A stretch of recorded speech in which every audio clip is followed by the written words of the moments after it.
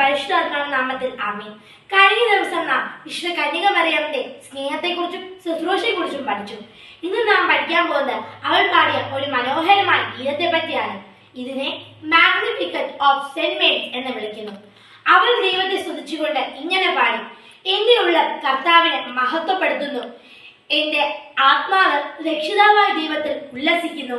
വിശുദ്ധ ലൂക്കോസ് എഴുതിയ സുവിശേഷം 1:46 കണ്ടില്ലേ, എത്ര വലിയ സ്ഥാനമാണ് ദൈവം കന്യക മറിയാമിന് കൊടുത്തിരിക്കുന്നത്.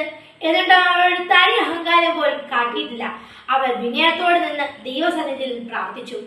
നമ്മുടെ ഹൃദയങ്ങൾ അഹങ്കാരം കൊണ്ടല്ല, മറിച്ച് ദൈവത്തോടുള്ള നന്ദി കൃപയും കൊണ്ട് വേണം നിറയാൻ.